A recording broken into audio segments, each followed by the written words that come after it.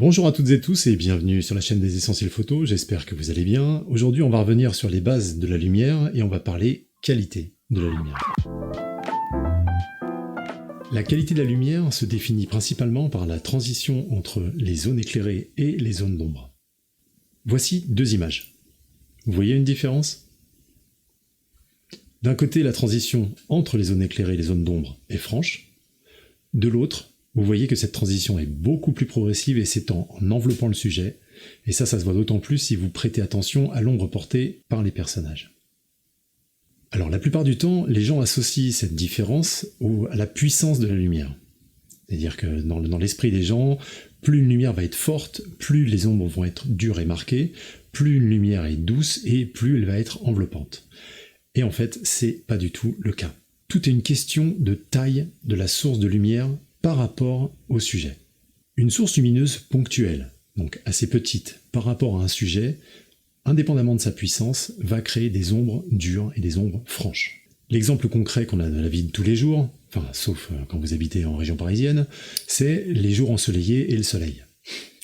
Puisque lui, avec la distance qu'il a, en général, dans une journée ensoleillée, vous pouvez, si vous faites l'exercice à tendre le bras, vous pouvez presque le cacher avec votre pouce. Donc ça veut dire que par rapport à vous, en tout cas, au moment où il éclaire, sa source et sa taille est petite, très petite, ultra puissante, je l'accorde quand c'est vraiment plein soleil, mais sa taille reste petite. C'est ce qui fait que vous constatez souvent au sol, et là, enfin non, pas souvent d'ailleurs, tout le temps, vous constatez des ombres franches et marquées, très contrastées. De l'autre côté, une grande source lumineuse en termes de taille, de dimension, c'est-à-dire une grande aire, qu'elle reflète de la lumière ou qu'elle émette de la lumière, va forcément porter sur votre sujet une lumière beaucoup plus enveloppante et donc créer des ombres beaucoup plus douces et des transitions beaucoup plus graduelles. Alors je vais insister sur cette histoire de taille et de dimension de la source lumineuse par rapport au sujet parce que souvent dans l'esprit ça devient un petit peu confus, notamment les personnes qui font l'acquisition de grandes boîtes à lumière, une grosse boîte à lumière, voilà, si vous la mettez proche de votre sujet, donc forcément par rapport à lui, étant une grande source de lumière, elle va donner cette lumière enveloppante.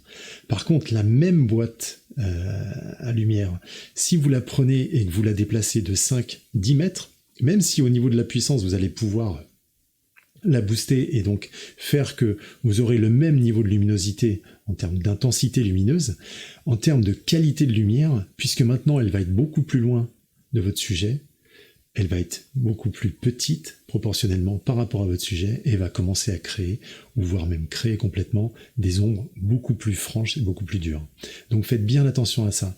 C'est vraiment cette notion de dimension par rapport au sujet, et pas celle de puissance, qui va déterminer la qualité de votre lumière. Voilà, maintenant vous avez déjà les bases sur la qualité de la lumière, donc vous allez pouvoir faire des tests et travailler un petit peu vos éclairages. Mettez un pouce bleu, c'est super important si vous avez aimé cette vidéo. Abonnez-vous si vous aimez le contenu de la chaîne, parce que c'est le seul moyen que vous avez, en gros, de soutenir le travail que je fais. En tout cas, moi je vous dis à la semaine prochaine pour un prochain épisode. D'ici là, prenez bien soin de vous, sortez toujours couverts, parce que le virus malheureusement continue ses dégâts. Prenez soin de vous, une fois de plus, faites de belles photos et on se revoit bientôt. Ciao.